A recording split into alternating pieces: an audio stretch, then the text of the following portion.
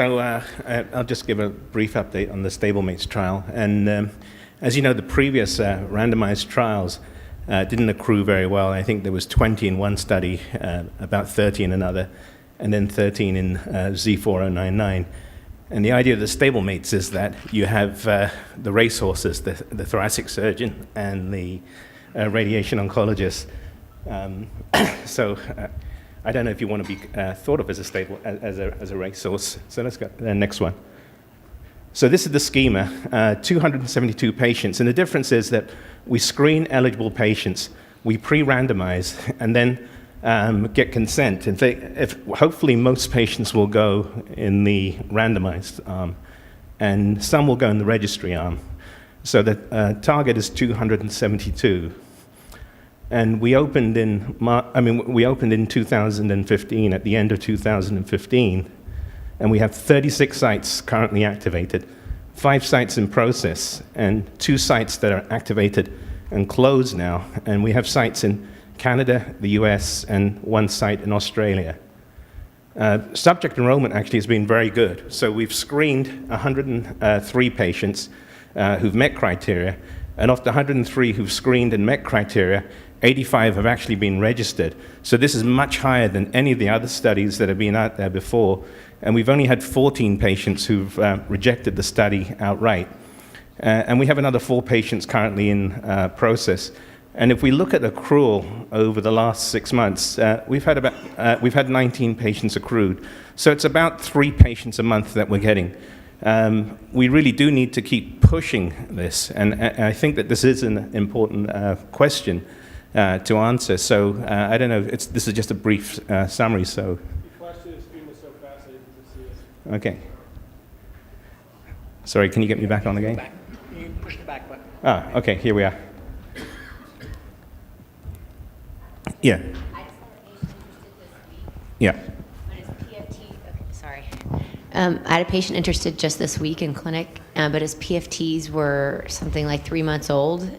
I don't know, there was a cutoff for the PFTs, and I would say most of us, I think, would use PFTs up to a year old, and that just might be a simple amendment that would help matters. So actually I asked that question because I think I said it was 14 patients or 15 patients who we didn't actually enroll, and actually the PFT question, that when I asked that question this week, was the biggest reason. So it was the timing of the PFTs within 3 months of the surgery, and I think if most people are in agreement, I mean, we can extend that to, I mean, I don't know whether a year is the right number or 6 months. I mean, as a group here, when you're operating on someone, how soon before surgery do you like to see PFTs? And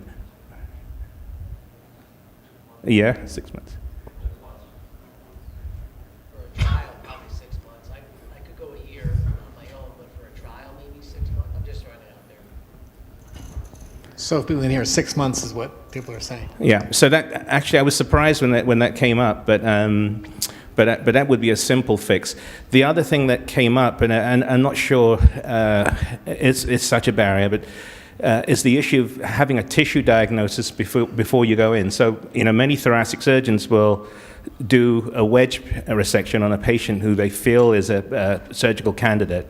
And then if the patient's only a candidate for a limited resection, that's what they get. And if they're a candidate for lobectomy, that's what they get.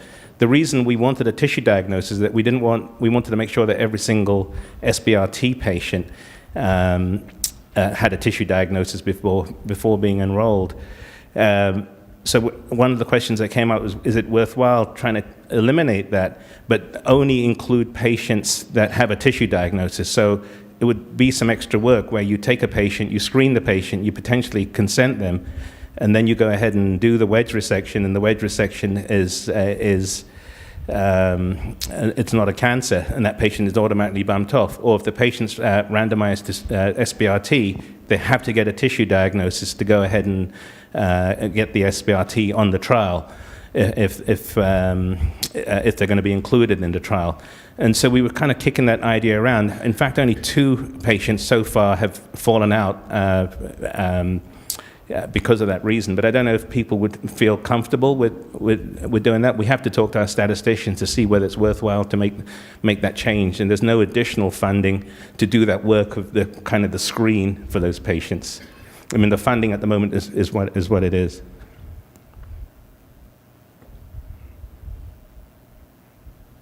No questions? Has anyone here put a patient on the Stablemates study? One? 3. Okay.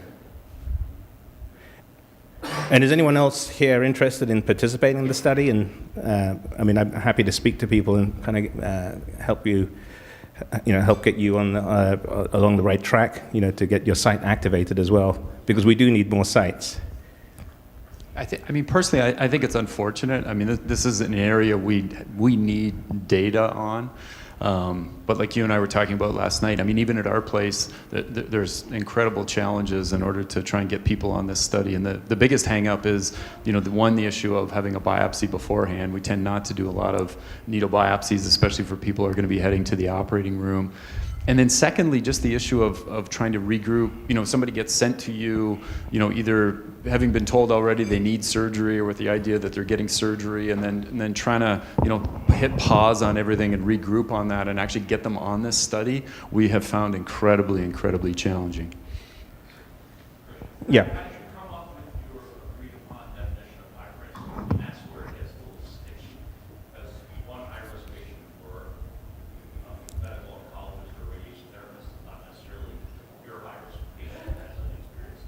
Yeah, so all these patients are high risk but still felt to be operable.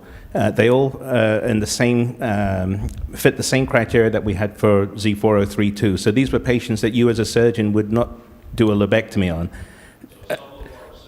Yeah. So these are all operable patients, but someone that when you've seen the patient, would not offer a lobectomy on. The criteria are fairly broad too, because there are some patients with marginal PFTs that you still would do a lobectomy on, and if you feel you can do a lobectomy, then go ahead and do that patient, and don't put the patient on the study.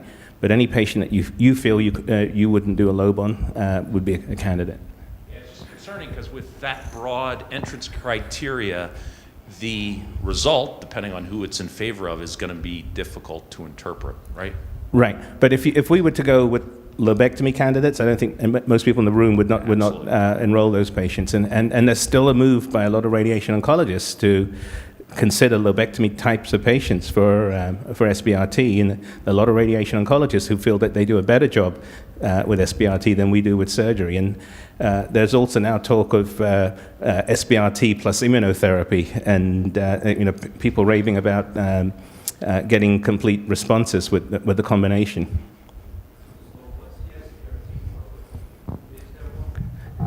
Yes, yes, there is. I can't remember the exact dosimetry, but I think it's 3 doses. It's similar to the RTRG protocol that they defined for SBRT. So it's three treatments, I think, a total of 20 gray, I think, with SBRT. Gracious, over here in the middle. Oh, yeah, Brian. I realize you're blind because of the lights in your Yeah. face, but so I would just to think about your dilemma about including the patients without a tissue diagnosis. You, at the one level, you said that only 2%, 2 out of the 218 that have been accepted randomization have kind of fallen out because of that, and so you could argue just based on that small number that it's not really an important addition to the trial.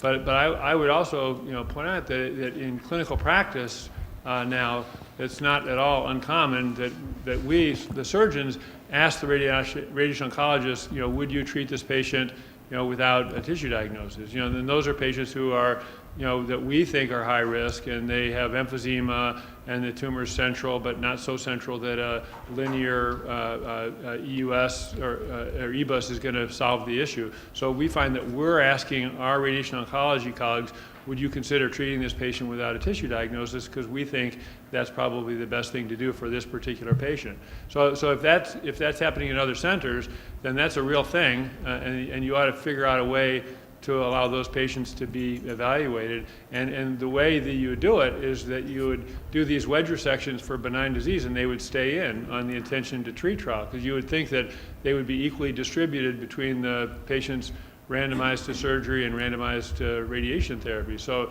they just stay in. You treat it on intention to treat. So that was actually the design that we had for Z4099, that it was based on an intent to treat analysis, and if you had a wedge and it was benign, the patient stayed on, and we assumed that it would be the same number on the radiation side. But I think that there would still be doubt once the study results came out that this is not right, because there's still patients in the radiation arm who didn't have a tissue diagnosis, and there may have been a bias in that arm to treat those patients because of who they saw and how the trial was presented to the patient. I think that you say, no matter what you do with the trial, that sentence you just said will be true. There will still be doubt once the trial is done. There's always going to be people who say, they'll say, well, I don't think that patient's high risk. I would have just operated on that patient without even a thought. Or the radiation oncologist would say, they would have some reason to either exclude patients that were included or include patients that were excluded, and so then they use that kind of angle to kind of unvalidate the findings of the trial. So I think you just got to do your best and then forge ahead. But I think if there's a swath of patients that are actually occurring in regular clinical practice that we're excluding, we have to think hard about why we're excluding them. Is it to kind of dress up the trial to make it look better, or is it because it really is a threat to the ability to generalize from that trial? Wayne? I think what Brian brought up was a really good point. For us, patients that can't get a biopsy for SBRT are such high risk, we usually aren't considering them for surgery anyways. So they wouldn't qualify for us under high risk. But I think it's all a good point to discuss. I had a couple other questions. The size criteria, what's your size cutoff? No, it's up to 4 centimeters. Up to 4? Yeah. And then for sublobar resection, that includes wedge or anatomic sublobar resection. Yes. Are you going to stratify for those two things? We're going to stratify. Well, we're not stratifying up front. We're going to look at the data afterwards. As a subgroup analysis in the back end? Yeah, and we want to have surgeons do what they would normally do for these patients, because in reality, that's what's going to be happening at the end of the day.